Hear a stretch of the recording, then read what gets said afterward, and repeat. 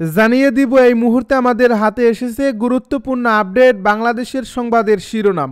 শুরুতেই থাকছে বেগম খালেদা জিয়ার নিরাপত্তায় এভার কেয়ারে এসএসএফ এর সদস্যরা। এদিকে বেগম খালেদা জিয়ার অবস্থা জানাতে গিয়ে কাঁদলেন ডাক্তার জাহিদ। আরও জানাবো তারেক রহমানকে প্রয়োজনে বিশেষ নিরাপত্তা দেওয়া হবে বলছে স্বরাষ্ট্র উপদেষ্টা। এদিকে দক্ষিণ সুদানে সেনাবাহিনীর বিমান হামলায় নিহত 40। সব শেষে জানিয়ে দিব নতুন স্বর্ণ ভান্ডার আবিষ্কারের ঘোষণা ইরানের। এতক্ষণ শুনছিলেন হাতে থাকা আপডেট সংবাদের শিরোনাম, এবারে বিস্তারিত। তবে তার আগে অনুরোধ রইল ভিডিওটিতে একটি লাইক এবং কমেন্ট করে জানিয়ে দিন ভিডিও সম্পর্কে আপনার মূল্যবান মতামত। আরও জানিয়ে দিন ভিডিওটি কোথা থেকে দেখছেন বা কোন জেলা থেকে দেখছেন। বেগম খালেদা জিয়ার নিরাপত্তায় এভার কেয়ারে এসএসএফ এর সদস্যরা।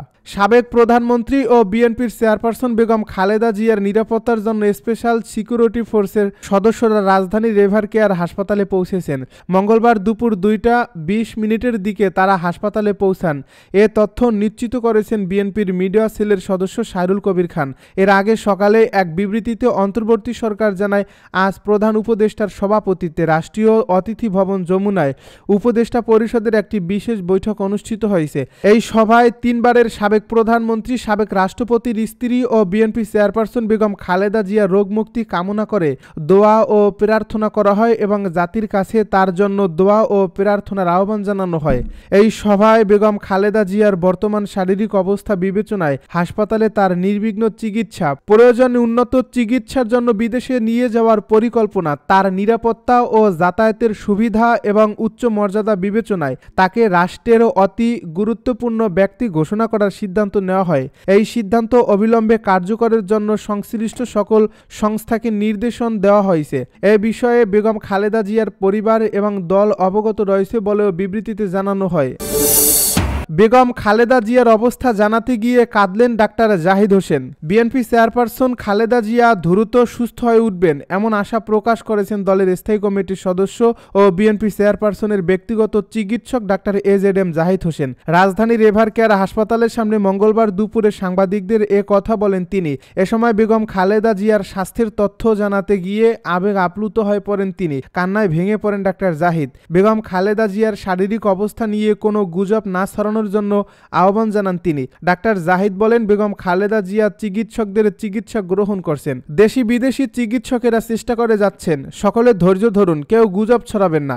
ডাক্তার জাহিদ জানান, আজ যুক্তরাজ্য থেকে চিকিৎসক দল আসবে। তারা যদি বিদেশে নিয়ে যাবার পরামর্শ দেন তবে নেওয়া হবে। বেগম খালেদা জিয়ার শারীরিক অবস্থার সরাসরি কোনো তথ্য দেননি তিনি। এর আগে সাবেক প্রধানমন্ত্রী বেগম খালেদা জিয়াকে অতি গুরুত্বপূর্ণ ব্যক্তি ঘোষণা করে সরকার।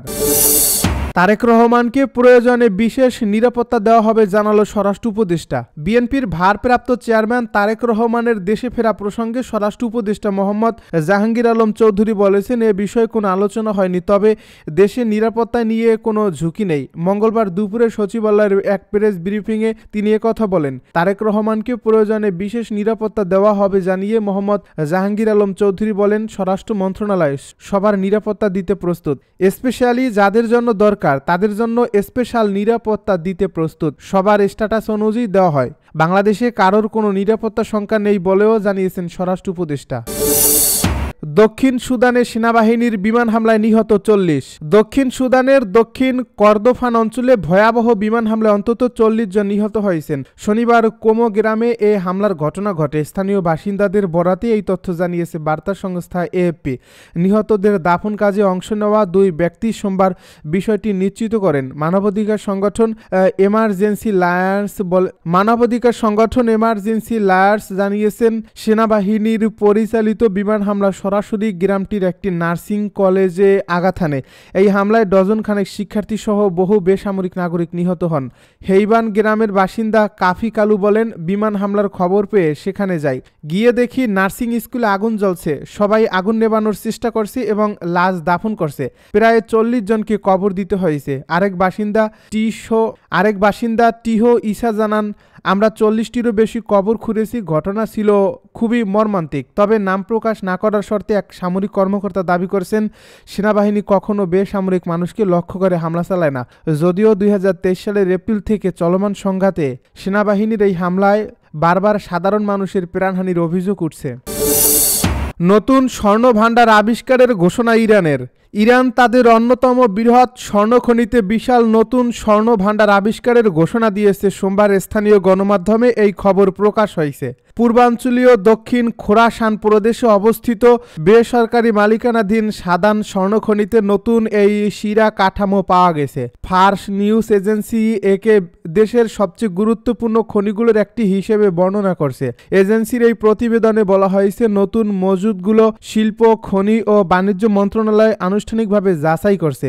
এই প্রতিবেদনে আরও বলা হয়, দেশের পূর্বাঞ্চলে অবস্থিত সাদান স্বর্ণখনির প্রমাণিত মজুদ বিশাল স্বর্ণ শিরা আবিষ্কারের পর উল্লেখযোগ্যভাবে বৃদ্ধি পেয়েছে। এতে উল্লেখ করা হয়েছে যে সেখানে রয়েছে 7.95 মিলিয়ন টন অক্সাইড চূর্ণ আকরিক এবং 53.1 মিলিয়ন টন সালফাইড স্বর্ণ আকরিক।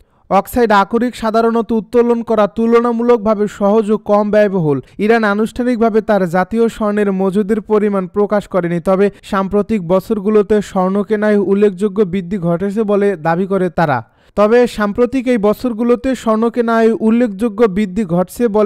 করে তারা। গত সেপ্টেম্বরে ইরানের কেন্দ্রীয় ব্যাংকের গভর্নর মোহাম্মদ রেজা ফারজিন বলেন, 2023-2024 সালে কেন্দ্রীয় ব্যাংক বিশ্বে সর্বাধুনিক স্বর্ণ ক্রয়কারী 5 ব্যাংকের একটি ছিল। স্থানীয় গণমাধ্যম কেন্দ্রীয় ব্যাংকের কর্মকর্তা ইয়েকতা আশরাফির উদ্ধৃতি দিয়ে জানায়, আন্তর্জাতিক নিষেধাজ্ঞার চাপের মধ্যে দেশের অর্থনীতি শক্তিশালী করতে স্বর্ণের মজুদ বাড়ানো সহায়ক হবে। ইরানে মোট 15টি স্বর্ণখনি রয়েছে, যার মধ্যে সবচেয়ে বড়টি উত্তর পশ্চিমাঞ্চলের জার সোরান খনি। যুক্তরাষ্ট্র ও পশ্চিমা দেশগুলো তেহরানের বিরুদ্ধে পরমাণু কর্মসূচির সামরিকরণের অভিযোগ আনার পর আরোপিত নিষেধাজ্ঞায় ইরানের অর্থনীতি ক্ষতিগ্রস্ত হয়েছে। এছাড়াও ইসরায়েলের নজিরবিহীন এই হামলার পর শুরু হওয়া 12 দিনের যুদ্ধে যুক্তরাষ্ট্র সাময়িকভাবে ইসরায়েলের সাথে ইরানের পরমাণু স্থাপনায় হামলা করায় দেশের অর্থনৈতিক সংকট আরও গভীর হয়েছে।